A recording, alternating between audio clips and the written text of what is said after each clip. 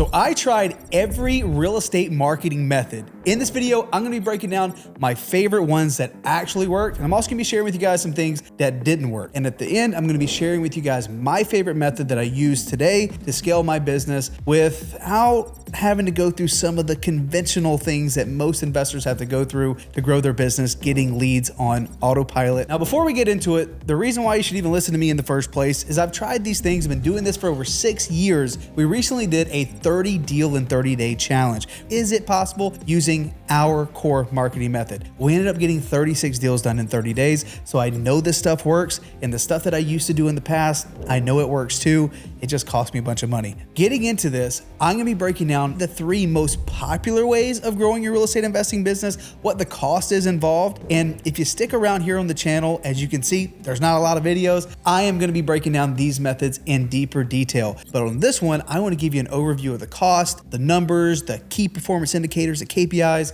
so you can make an educated decision on, do you wanna pursue some of these methods? Okay. First marketing method that I tried that actually worked was pay-per-click advertising. The reason why these leads are the best or tend to be better than most is because they're inbound leads, right? You put ads out there, especially if you're going to Google and you're getting leads from Google. People are literally typing in, I need to sell my home. And if you get leads from Google, that's when people are searching for that term. People are going to your website, filling out a form, and they're saying, hey, I want to sell, which typically means higher quality leads, which also means very expensive leads. So if you're doing this method, it is so important to have systems to be able to work these leads, because very quickly you can spend tens of thousands of dollars, guys. I'm not even joking. At one point in time back in 2022, we were spending $50,000 a month just on pay-per-click leads. That's not even including social media leads on Meta, like Facebook ads, Instagram ads, stuff like that, which are even worse, by the way. The leads are cheaper, but the quality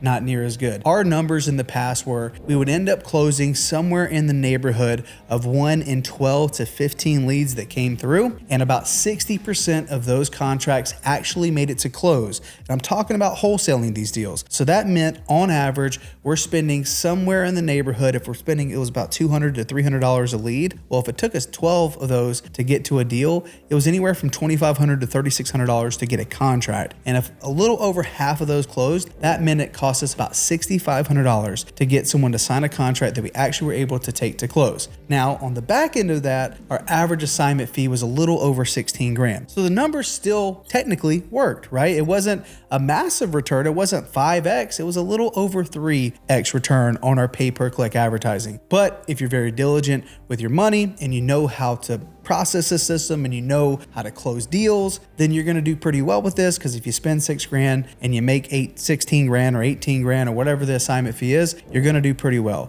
Where people get stuck in this, or probably one of the, I guess, biggest roadblocks, or where you can really mess up, is if you don't know how to close and there's too many unknowns. Now, this is a pro tip right here. Do not get into a market, do not start marketing if there's more than one unknown, right? If I did not know how to close and I didn't know how to sell a deal and I didn't know how to underwrite, well, the last thing I'm gonna do is be spending a ton of money on marketing just to get leads that I don't know what to do with. So the pay-per-click strategy works very well, but you gotta have a system, you gotta know how to close, and ideally have someone that can help you sell your deals if you're not the one doing it. It can get very expensive pretty quickly, but if you stay true to these numbers and go in with that sort of expectation, you're gonna do well. Now, another little pro tip here, do not spread your marketing spend too thin. See this time and time again, saying, hey, we're gonna go nationwide with our approach. We're gonna market everywhere. That's gonna make our cost per lead not be $200, $300. It's gonna be like $50. Well, guess what you're gonna get? You're gonna get properties literally in the middle of nowhere in Colorado, in the middle of the desert. And they're like, hey, they wanna sell this one. What can we pay? I'm like, nothing. What are we supposed to pay for this property? I don't even know. Like, is there anyone actually buying in this area? But hey, the lead only costs $50. I would rather spend the money for higher quality leads in a condensed area where there's a lot of activity happening, rather than spreading my marketing thin just to get more contracts. We're in the business of making money, not just getting signed contracts, right? Popular method number 2. This one is the tried and true old-fashioned cold calling. Now, when it comes to cold calling or cold SMS, this is true marketing. You're reaching out to people basically randomly and asking them if they want to sell their house. Now, the way that you save time and you save money is you do niche lists. And you probably heard plenty of people talk about this, and you probably even tried it, right? Foreclosures, probates, tired landlords, reports, high equity absentee, all this stuff. So I owned a company back in 2020 and I sold it in 2023. It was called Start Virtual. And the only thing I did in that company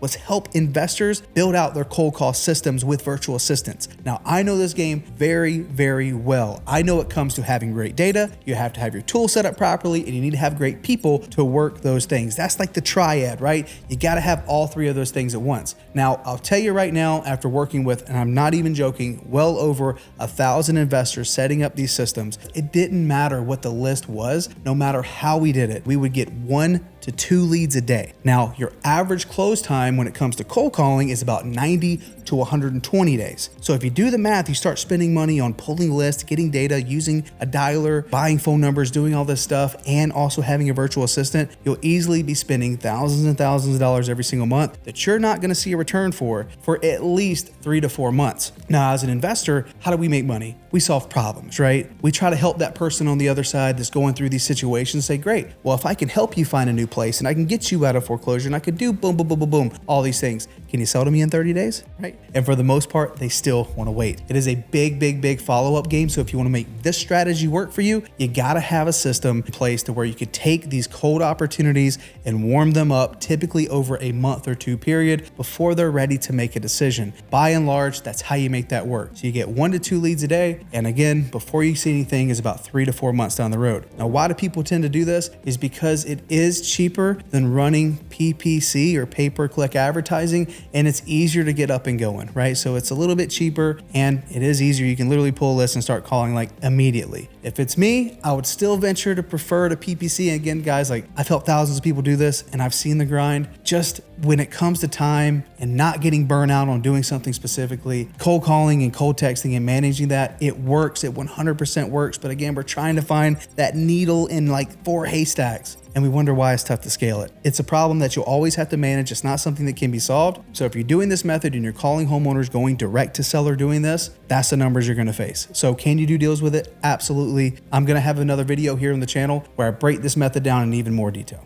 And number 3, probably the most tried and true of all methods, and that is old school, baby. Old school direct mail. Direct mail still works. Typically with direct mail, you make about 4, 5, 6 different touches before they give you a call back. But it's high quality, just like PPC is. And if you know how to target and you know how to keep your spend down, you could do very well with this method. Postcards, yellow letters, like bulk mail that feels like kind of thick and people want to open it. Those tend to do the best. But when we ran this method, we were spending about $30,000 a month on mail. And I knew the most important thing when it comes to mail is being able to handle that inbound call. If you don't answer that call on the inbound, the chance of you getting the deal goes down dramatically. But if you do, the deal typically is higher quality. You should be able to close 1 in about every 5, assuming your targeting was on point, meaning you're reaching out to the right people that had the highest likelihood of selling their home at a discount. My favorite list for doing this kind of stuff, pre-foreclosures, probates, and elderly owners who've owned their property for 15 plus years and typically absentee owned, right? So what happens a lot of times, like in Florida and even Arizona where I'm at, is these folks have secondary homes that they don't even live in and they've owned them for a while, so they have a ton of equity. And it gets a point in time in your life where you're just like, hey, we don't use the home that much. Would it be more beneficial just to pull our cash out and go do something else? Happens all the time. It's one of the best lists when it comes to direct mail. So your average cost when it comes to direct mail is you're gonna spend somewhere in the neighborhood of $2,500 to $3,000 to do a deal. These deals typically close at a better clip than what you see on the PPC. Our average close for direct mail was somewhere in the neighborhood of about 70 to 75% of contracts through direct mail actually closed. Now, with all these strategies that we just broke down, it costs money. 100%. If you're going to put money into something, understand this is what you're going to be up against. Now that we broke down these 3 really popular direct to seller approaches that actually work, I think you can bring all of them in or 1 at a time eventually after you have a foundation on what I call free leads. Like in my business right now, we don't have a marketing budget. In fact, our entire business is done through these free lead sources, and actually just one, and that source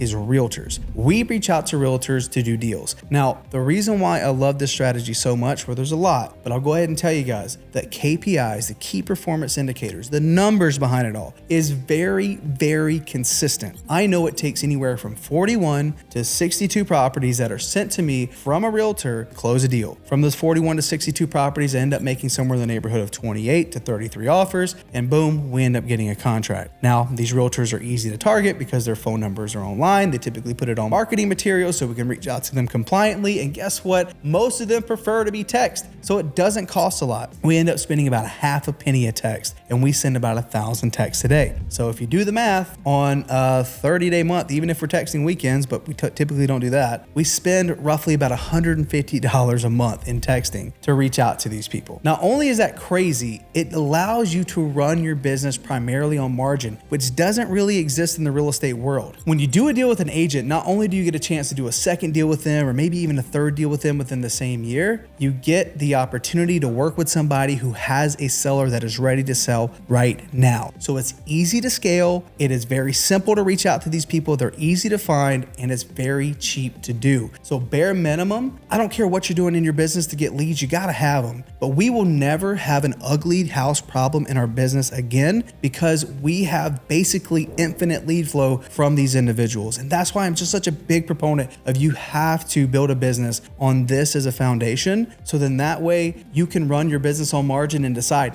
now that we're making 2, 3, 4 deals a month, which should make about $20,000 to $40,000 a month. Most of that money goes into your pocket. So you could decide, do I want to go start adding in PPC or direct mail or cold calling? Because our business is built on this foundation of we're making money every single month. It helps subsidize the cost of what you're going to incur on all these other methods. So regardless of how you do it, having multiple ways to get deals is very important eventually. If you're just trying to get your business off the ground, you have to pick one avatar, one way of reaching out to them, and go crazy and get to the point where you're making consistent money in your business. From there, we can start adding in these different channels. So if we're going to do one thing and we're going to scale it up from there, why not do the thing that costs you the least amount of money and is probably the most scalable because the numbers are very consistent. That's why the agent model works so well. So if you want to know more about how the model works in comparison to these other strategies, I actually did a video here on the channel. I'm gonna put it right here. You can go watch it.